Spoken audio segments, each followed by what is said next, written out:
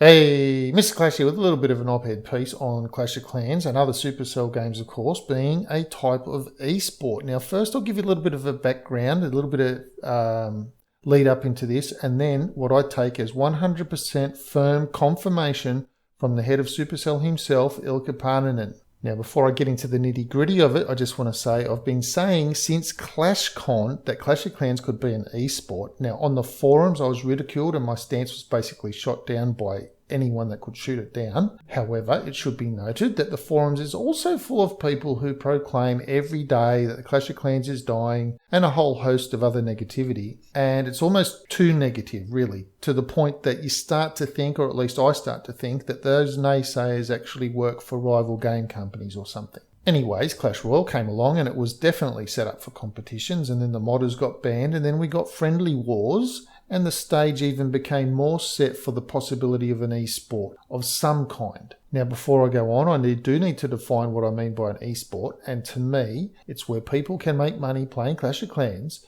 where the gameplay is streamed live to a watching audience, as well as an audience who's in attendance, and there is some form of official competition with rankings and so on. Now, one of the objections on the forums was, well, I wouldn't watch it. And that's okay, that's fine. You and the others who proclaim they don't watch YouTube videos either are not the audience for this. The audience for this are all the people who do watch Clash of Clans videos on YouTube and who do watch live streaming. So anyway, the features of the game were in place. Troop training times are down, spell times are down, 2 armies can be pre-trained, so there doesn't really need to be a delay in the war attacks. And basically, the stage was set in the game for a chance to have a competition going ahead. Then Tencent's on the scene. They own League of Legends, which is an esports game, and 12% of Call of Duty, which is also an esports game.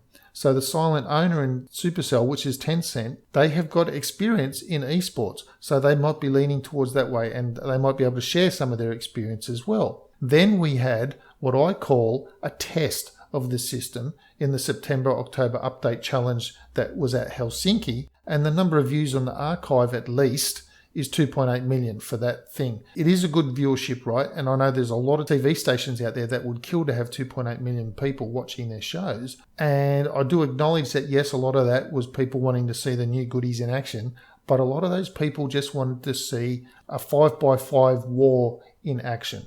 So then next up, after that, we've had, at the end of November, it's only just happened a few days ago, we had the Clash Cup, and that was held in France. And it certainly wasn't promoted on YouTube like the King's Cup was for Clash Royale. The King's Cup had over 3 million people watch it. Now, basically, the Clash Cup in France was 32 Clash teams coming together to compete in a competition for a share of €2,000. So I see that as another test, a proof of concept, a kind of a soft launch, if you like, as it would be an app, where you soft launch an app into a country, a minimum spread of countries. So you launch it into a specific country, not too many people, not too few people, just to see how things go. Now, the icing on the cake for me, the definitive proof, if you will, that Supercell is looking into some kind of esports system for their games comes from the CEO himself.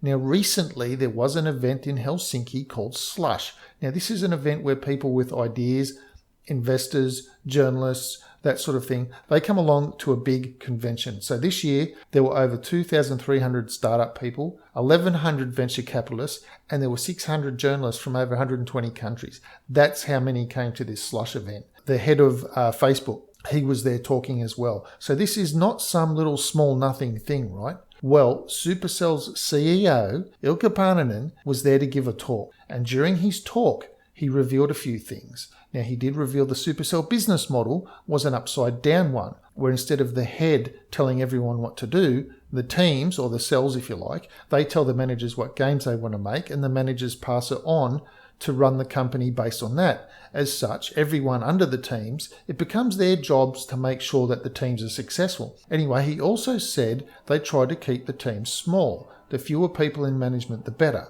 Which, on a tangent, really, there's a company in Australia called Half Brick Studios. They made Fruit Ninja and Jetpack Joyrider.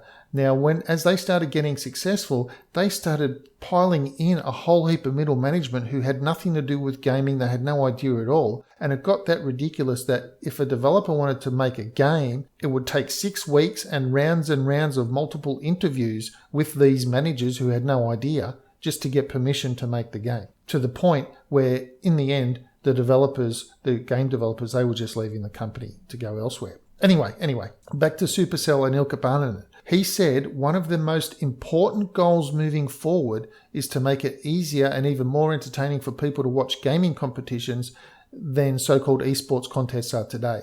Now, he comes from a background when the assembly event in Helsinki was just a couple of guys putting on a demo in a school, to now people come from all over the world and the event happens in a stadium. So he knows how things can grow from small beginnings to be quite large.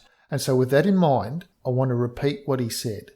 He said, one of Supercell's most important goals moving forward is to make it easier and more entertaining for people to watch gaming competitions. And now, so I ask, whose games would they be watching?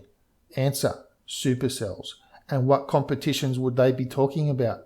Clash of Clans, which we've just had at the end of November, and Clash Royale, which we've also just had. That's the answer. Clash of Clans and Clash Royale is the answer. And so that's all the evidence that I have that Supercell is looking to take the games into the esports world. Now, it doesn't matter whether you call them esports or competitions. Whether you call them esports or competitions makes no difference at all. The result is the same. A real-world competition where people can win money and the event can be viewed online and by people in attendance. And with all that laid out, the next step, in my mind, is to create player and clan ranking. Now, I do have to add, that's in my mind, of course.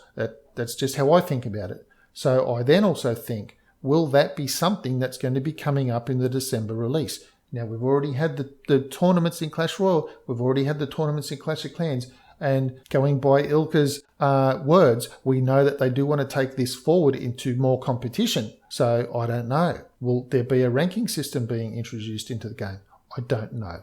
I'm not privy to that information, and unfortunately, if I was, I couldn't tell you anyway. But it's certainly something that would be needed to help get a true competition going in terms of ranking clans amongst each other. So I wouldn't be surprised if there was something like that was put into the game in December.